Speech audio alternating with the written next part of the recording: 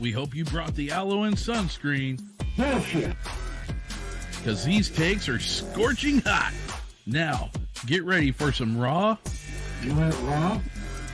gritty, and unfiltered takes from the old man, Don himself. She can't say the truth because it does make you look like an idiot. Because that's what she is. These are Pop's Takes, right here on BV Nation Radio. Bullshit.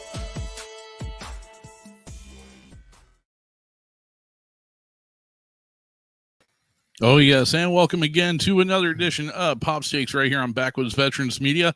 As always, I am your host, J-Dub. Joined with me is the old breed Marine, the salty dog himself, my old man, Pops, a.k.a. Don. Welcome once again. And please be sure to head over and check out our website of backwoodsvets.com, where you catch up on everything that's going on in BV Nation, catch up on all your favorite shows, all our services that we have to offer, and a whole lot more. So, with that being said, before we get into the elephant in the room, it's been a little bit since we've been on here. So, yeah, Pops, how you been? I'm doing pretty good.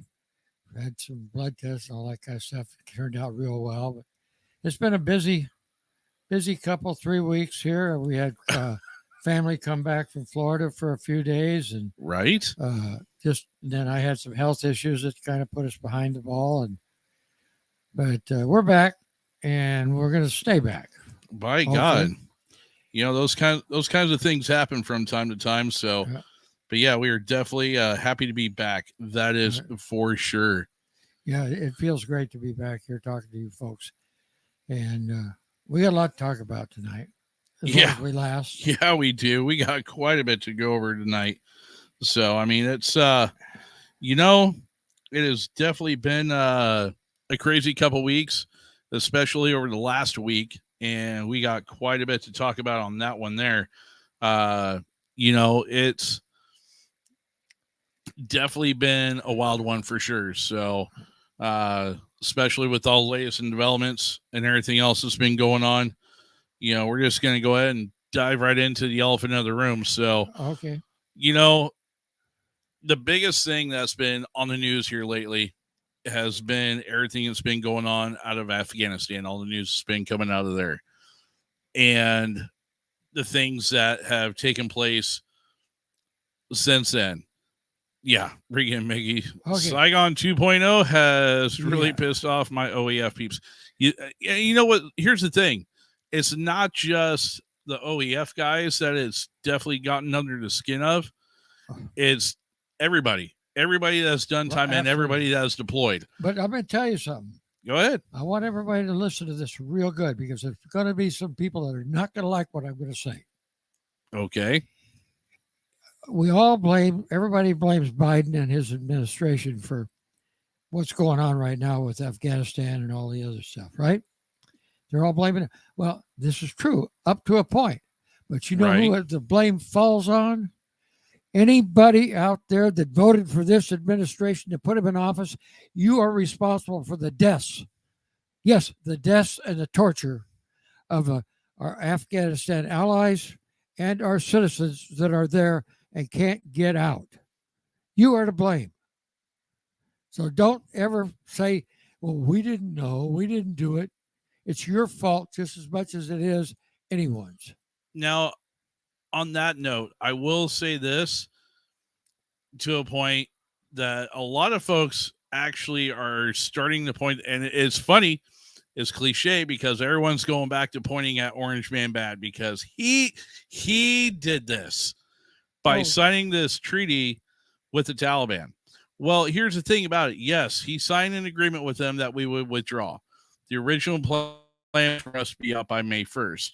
However, the reason that was delayed was because his administration and his staff were trying to develop an exit strategy that would work, that would help maintain the security of the sitting government of Afghanistan at the time. Well, they left everybody there and pulled all the security out before they did anything else. And that was the thing. That's so stupid. And that's the thing, is the simple fact that they went ahead and this administration said, no, we're just taking everybody out at once.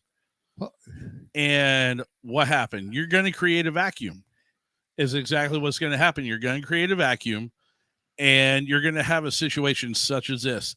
Anybody that has been to Afghanistan knows that if this situation were to play out, which it did, will tell you that this is exactly what would have happened. They were saying this 20 years ago, 15 years ago, 10 years ago.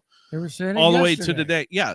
I mean, even before all this happened, and there was very little prep time. And why I say very little prep time, in terms of deployments, a week or 2 weeks is not enough time.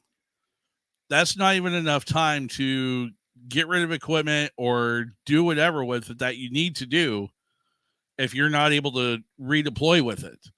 And that's the big thing that a lot of folks don't understand. When you've been in a country like that for 20 years. Yeah, 20 years. Well, it would be 20 years coming up here on, would be coming up 20 years in October. October 7th would be the 20-year anniversary of us going into Afghanistan. But, it's one of those things where a lot of folks aren't, when you have that much stuff in one place, the logistics of it is a nightmare. Okay, I work for my day job. I'm not going to say who or the company name, but a lot of folks that have been to Afghanistan know the red and white when I talk about that. They know exactly what I'm talking about. So, but we had a presence there over the last decade. And with my position, we hardly got any notice at all. We knew that there was going to be, we got the heads up that, hey, we're going to be getting ready to leave soon. And then it was boom, just that quick. Say, guess what? We're out of there. Did you get everybody out? Oh yeah, all our people are gone. Good. They've been out. We've been out of there since freaking June, beginning of June. So at least our people did. But it's one of those things where you can't just expect that large of an operation to go that quick. Well, you can't actually have definite days. You can say we shoot for this day, but you may not make it that, and then you might change it, just be a few days earlier or a few days later, just to keep things on even keel, so nobody can, the enemy can't jump in there and get you on that date or whatever. Exactly. And Keo Haas, he checks in. He says, one would think the Biden administration was warned what would happen, but they didn't listen. Exactly. They were. But they did. And here's the thing about it, in a press conference and with a lot of folks within the Biden administration, General Milley, however you pronounce his last name, who's the chairman of the Joint Chiefs right now, he was asked, what their response was. You know what he said? Not a damn thing in regards to how the planning and everything else was to go in the lead up of this. That tells me a couple things. One, he didn't have a say. No, he didn't have anything to say. He was told what was going to happen and how it was going to go. And now we're seeing the end result of it.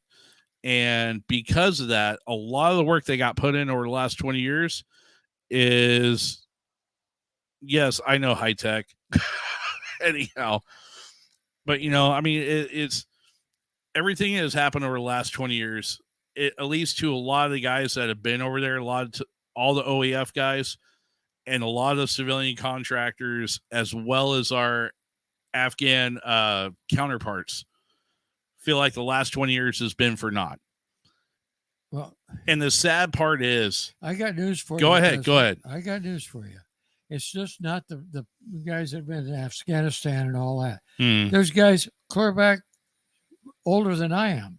Right. That were served in the service and everything, and Korea and all that, even World War II. And guess what?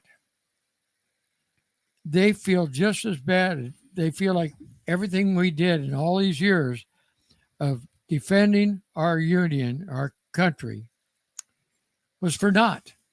Yeah. Because the people don't care. Well, there's a lot of people that do care. Yes, I got to say that. And the sad thing about it, and I'm going to say this right now, to all our viewers that are out there, especially if you spent time in the stand in any shape or form, whether as a DoD civilian, contractor, green suitor, and for our non-military viewers, that's somebody that's in uniform. I want to tell you guys something. You guys didn't do anything wrong. You guys did everything that you were supposed to do. You did it right. You did it with honor. You did it exactly how you were supposed to. What failed the mission was the policies and the backdoor politicians that screwed you guys over, that screwed this mission over. It wasn't you guys and gals. It was not. No, it was the leadership at the top that failed this mission. And that is exactly what it is. Do you know when missions have started failing? And it goes back before Afghanistan and stuff, before Vietnam. But it started when the communications got so well that people could, that the politicians took over running the war instead of the generals. Instead of the generals on the ground. Right. Exactly. And that's exactly what's happened. And that's what's. Yeah. And it's, politicians they don't care about anything but themselves or their special interests. And yes, and their special I interests. get that. So that's exactly what's going wrong now with our government, is the fact that it's all about what their people want and nothing else. No, I agree. And to heck with everybody else. We don't care how many people we hurt, how many people we kill. We don't care. Whether it's theirs or our own. Yeah. So anyway, so we got some folks checking in. I want to get to this before we get, we're almost halfway through already, but I want to go ahead and get this done out of the way. So we got Mickey Severson, the Harambe Keeper, checking in. Ms. Harmony O'Brien, Keo Haas, they're checking in. High Tech's checking in. My good buddy Relic, a.k.a. Robert Chin, he's checking in. He says, hey, Pop, we are burying my dad, Korean War vet Marine, on Thursday. So our condolences for your loss, sir, Robert. Absolutely. God and fair winds and following seas to him. Let's see. And like I said, I got High Tech and our good buddy, Mr. Matt Powers. Hey, Matt. Checking in as well. So right on. Glad to see you guys all hanging in, hanging out. So, and the thing about it's really sad is you take a look at all the people, we've all seen the footage of folks trying to get out of the country and everything else. Now, I got to tip we all mess with them. We all give them such a bad time. We all call them the corporate branch of the military.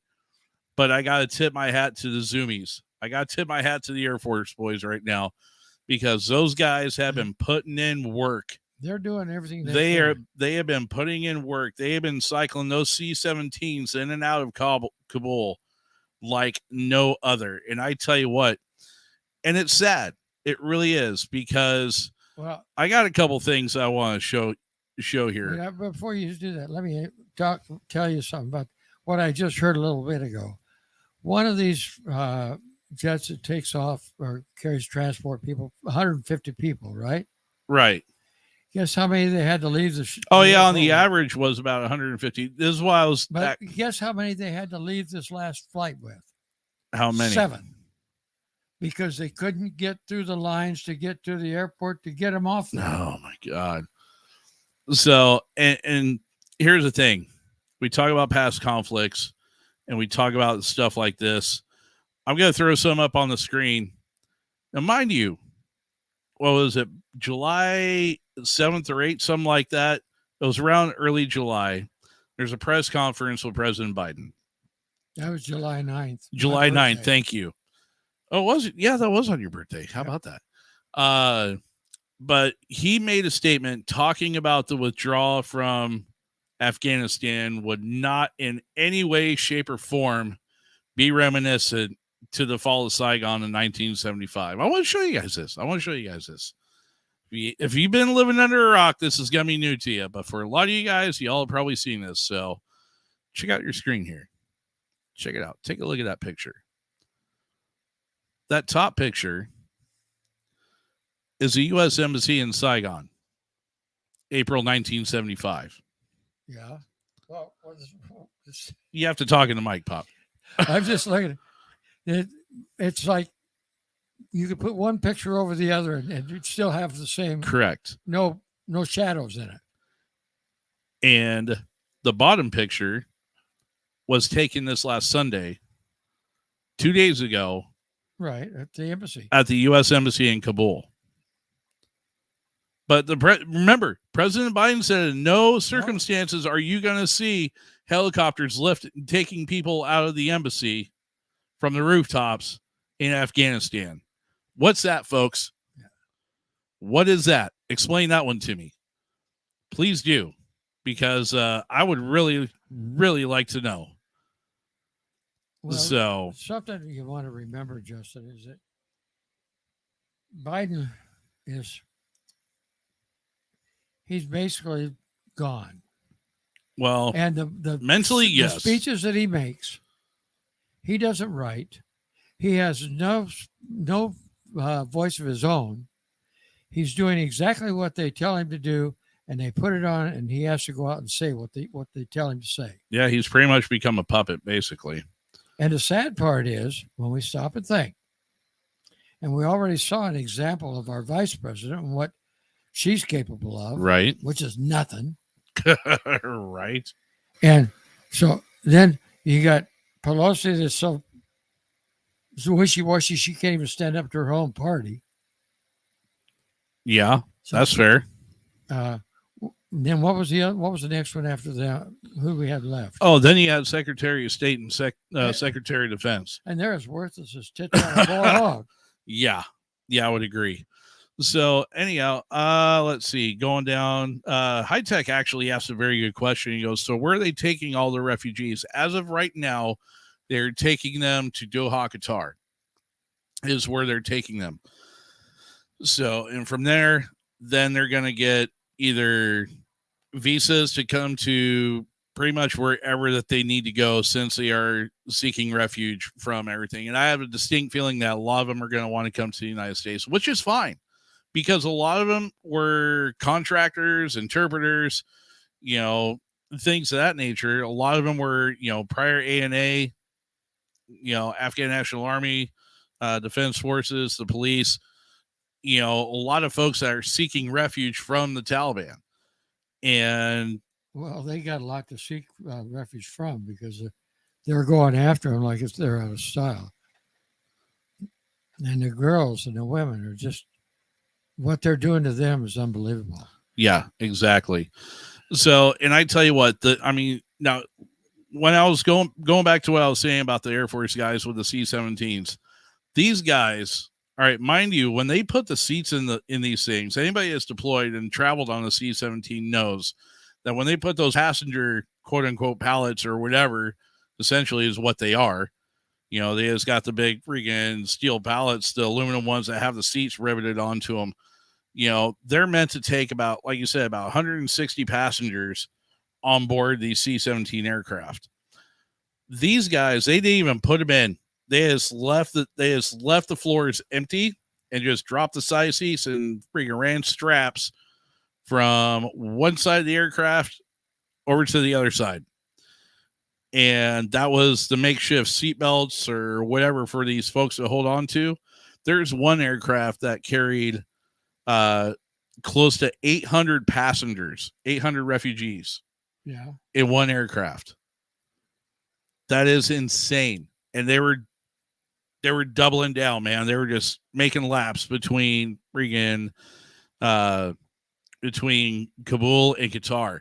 And what they were doing is that they were coming down low. They would do a fuel dump as they would come in, load up, take off on minimal fuel, and then en route there'd be a KC-135 tanker, right? That would fill them back up, and they would go and do the trip out to Doha, and turn around and go back and do a fuel dump on the way there. Yeah, and do it again. And just with the amount that they were doing it, I'm telling you right now, these guys, hats off to them. So, but at the same time, it was very, very sad to see a lot of stuff that was going on. And I actually have a clip here that I want to show you guys. You want to talk about desperation when you have an invading force coming in and you're trying to seek shelter. I'm going to show you this clip. I imagine a lot of you guys have seen this already, but I want to show this to you because it's true. It really is true. If you, all right, I'm just going to play the clip.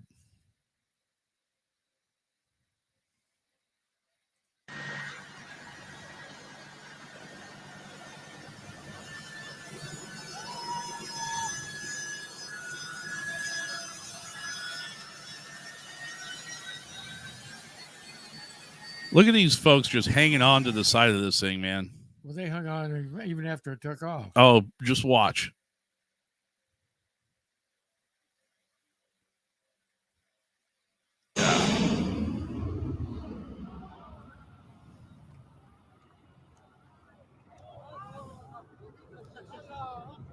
There he goes.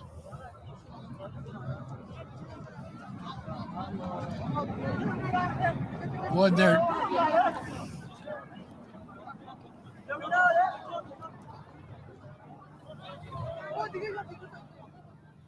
Wasn't there two of them that fell off there? There was two of them. At least that they showed in the video.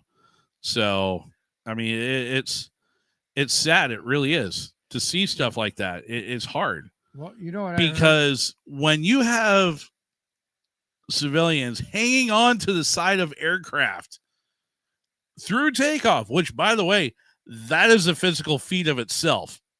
When you're hanging on to that large of an aircraft and make it to about 1,500 feet before you drop, before you lose your grip, and that's only because the wheels are coming up. They're retracting the landing gear and putting them back in so they can, do what they got to do. But that G-force that they have taking off like that, and the short runways and everything, is just unbelievable. Yeah, exactly. And how they hung on that long, I don't know. Yeah, it's enough to blow the human mind. But hey, adrenaline and desperation is a hell of a thing. It truly is. And, it's... Well, you know what I heard about? It's heartbreaking. Just a few minutes before we came in to do the show. Yeah. Is one of the things I just heard is, you know what our Biden's response was? What's that? Tell people to just shelter in place. Oh, yeah. To the American citizens that got left over there. Well, not just American citizens, but the Afghanistans that been helping us in the interpreters and all that, they're going, the Taliban's going door to door. Yeah. And trying to find them. And then the girls and all that, they see one they want on the street, they just take them and knock them down and rape them right there on the street. Right. Well, between that, it's funny too, because the Taliban's also been releasing statements via Al Jazeera how they're going to try and be a different Taliban than what they were before, to try and be more moderate, more tolerant. They would allow women and girls to go to school and get an education, but that's pretty much about it. Okay, well, what are they going to do afterwards? You going to let them go to work? You going to let them travel around without a man to get to and from? I mean, it's... Somebody asked one of the Taliban leaders if they were going to let the women vote. Yeah, I doubt that's going to happen. They don't let anybody vote. No. What are they talking about? There is no such thing as a democracy for them. Exactly. Hopefully they don't do what they did to the Kurds, right? Yeah. And freaking Dave Vasquez checks in and he says, oh, yeah, they're running out like DMV. Don't contact us. We'll contact you. Right. But I mean, it's something else. It's something else. I think everybody got the message that I'm very, very angry about the whole situation. And like I said, I just can't.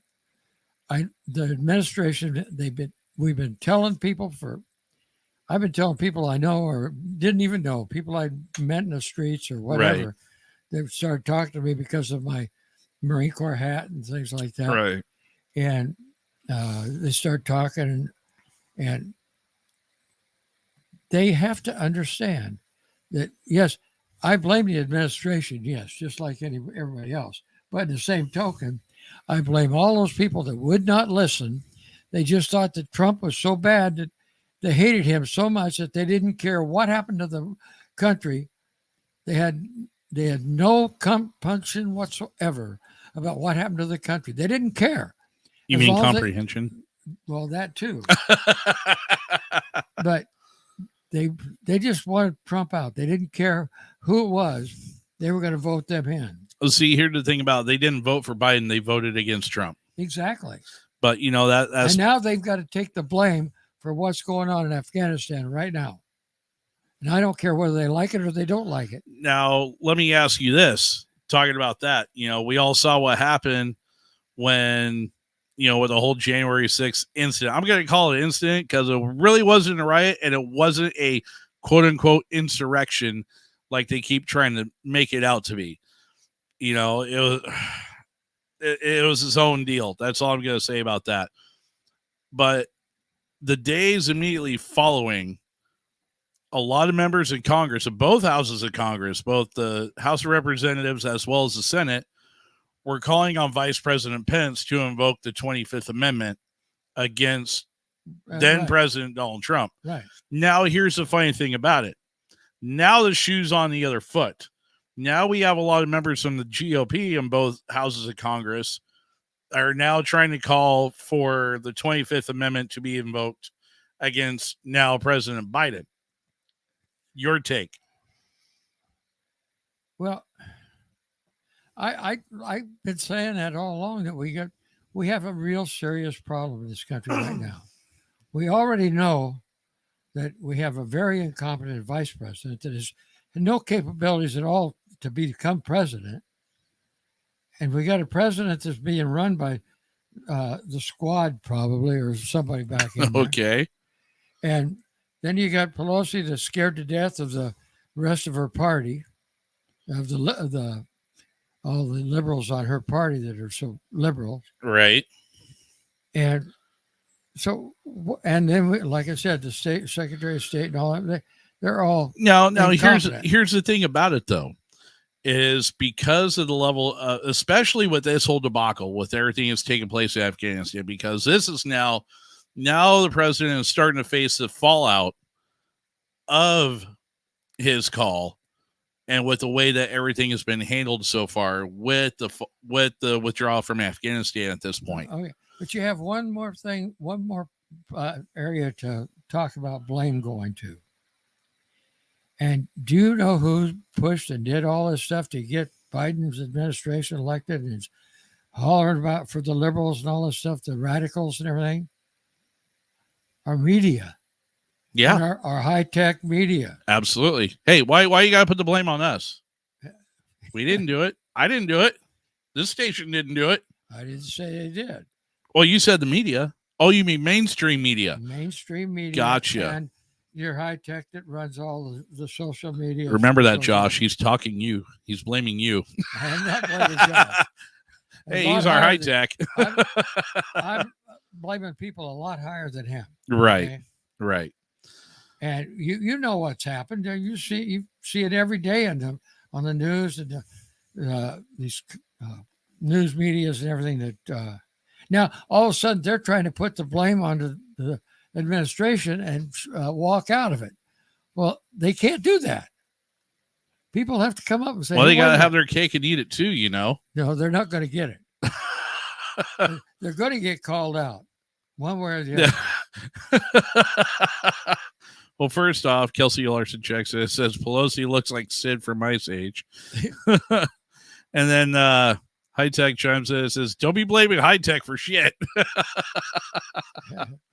And then what is that? Blame Kaiser.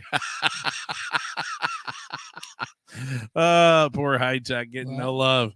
Well, our High Tech's not near as high tech as the one I'm talking about. I'm talking about the general managers and the people and run these high-tech social medias and the news medias. Yeah, absolutely. It's an agenda. They're the ones that have been pushing for all this stuff. Now they get it. Right. But they're hollering because they want to blame somebody else now.